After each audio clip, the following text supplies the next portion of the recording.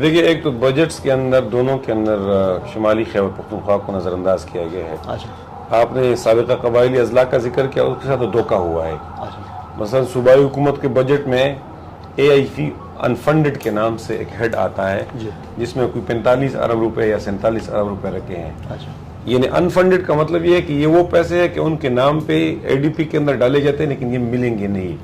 क्योंकि सूबाई हुकूमत ये प्रिज्यूम करती है, ये मफरूज़ा है उसका कि ये सिंध से मिलेंगे, बलूचिस्तान से मिलेंगे और पंजाब से मिलेंगे, तो तब हम उनको देंगे।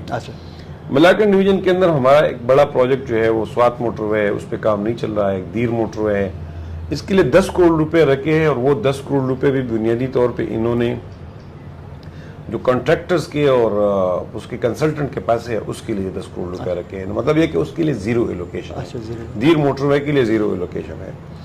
और इसके साथ साथ मलाकन डिवीजन के बारे में अमीर मुकाम साहब ने ये खुशखबरी सुनाई है कि मैंने मलाकन डिवीजन को 30 जून 2026 तक टैक्स से इस्तिस्ना दे दिया। लेकिन हकीकत ये है कि वफाकी हुकूमत ने सेल्स टैक्स ऑन गुड्स जो मलाकन डिवीजन के अंदर मैन्युफैक्चरिंग होती है, इंडस्ट्रीज है, उन पे 10% लगा दिया है।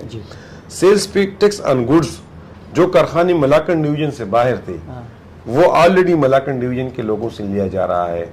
जो सरकारी मुलाजिमीन है उससे इनकम टैक्स भी लिया जा रहा है। फेडरल गवर्नमेंट ने कस्टम एक्ट भी एक्सटेंड कर दिया है लेकिन उसको इम्प्लीमेंट नहीं किया है। और सूबाई हुकूमत भी अली अमीन जो है वो कहता है कि मैं मलाकन डिवीजन के अंदर टैक्स नाफिज नहीं करूंगा और मैं फेडरल गवर्नमेंट के साथ भी ताउन नहीं करूंगा।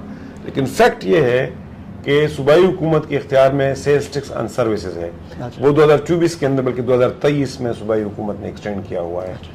और दो सेल्स टैक्स ऑन सर्विसेज न सिर्फ उन्होंने एक्सटेंड किया हुआ है बल्कि जो कैपरा है खैबर पख्तूनख्वा रेवेन्यू अथॉरिटी, उसने 200 मिलियन तक उसमें कलेक्शन भी की है, सिर्फ मलाकन डिवीजन से कलेक्शन की है।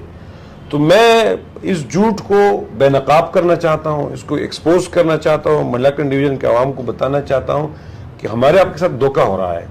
ये कहते हैं यहाँ के जो नुमाइंदे हैं मुस्लिम लीग के और PTI के कि हम टैक्स एक्सटेंड नहीं कर रहे, लेकिन उन्होंने टैक्स एक्सटेंड कर दिया है और ये रफ्ता रफ्ता सारे टैक्सेस एक्सटेंड करेंगे।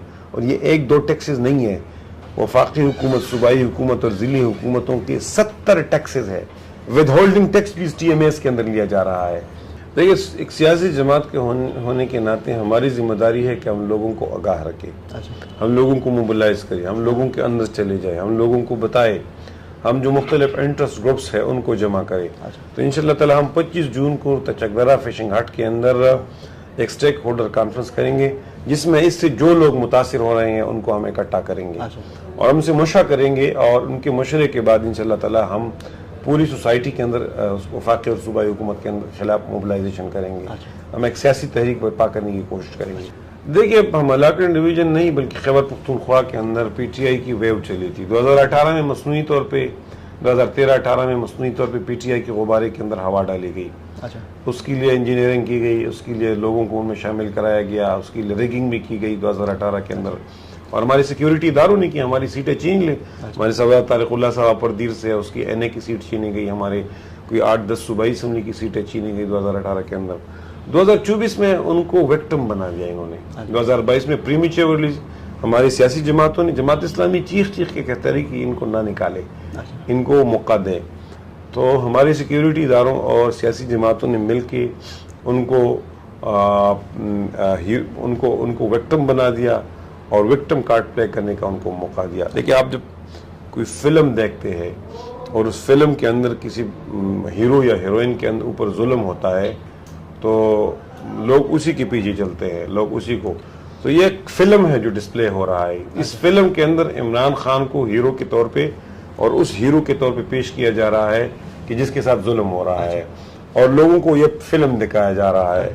तो सच्ची बात यह है कि हम तो अब इमरान खान को छोड़ के उनके इस हुकूमत को जो KP के अंदर 12 साल से इन्होंने मुसल्लत किया हुआ है, जो इंतहाई नाअहल हुकूमत है और इंतहाई करप्ट हुकूमत है, हम मुसलसल एक सियासी पार्टी और सियासी कारकुन होने के नाते इनको हिट करेंगे, इनकी जो कमजोरियां है वो लोगों के सामने लाएंगे। और जमात इस्लामी एक बहुत बड़ी ताकत है।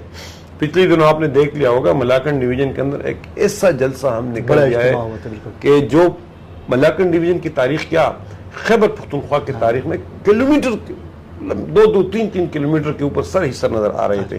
तो जमात इस्लामी एक बहुत बड़ी ताकत है और इंशाअल्लाह ताला हम दोबारा उभर के सामने आएंगे और हम न सिर्फ मलाकन डिवीजन बल्कि मैं आपको बताता हूँ पाकिस्तान की सब एक बहुत बड़ी ताकत बनेगी इंशाअल्लाह। जमात इस्लामी खैबर पख्तूनख्वा के अंदर बड़ी जमात बन के उभरेगी और मैं आपको यकीन से कहता हूँ कि इंशाअल्लाह ताला अगला इलेक्शन अगर वक्त पे होगा, वक्त से पहले नहीं, वक्त पे इलेक्शन होगा तो जमात इस्लामी मलाकन डिवीजन की नंबर 1 पॉलिटिकल पार्टी हो, पार्लियामेंट्री स्ट्रेंथ के लिहाज से नंबर 1 पॉलिटिकल पार्टी होगी इंशाअल्लाह। मेरा पूरा यकीन है जिस तरीके से मलाकन डिवीजन के लोगों की हम नुमाइंदगी कर रहे हैं, जिस तरीके से मुसीबतों के अंदर, आफतों के अंदर, सैलाबों के अंदर, जल्जलों के अंदर उनकी खिदमत कर रहे हैं, जिस तरीके से हम उनके सियासी तौर पे वकालत और नुमाइंदगी कर रहे हैं, उनके हुकूक के लिए आवाज़ उठा रहे हैं, तो मलाकन डिवीजन दोबारा हमारे साथ के लोग हमारे साथ कनेक्ट हो रहे हैं।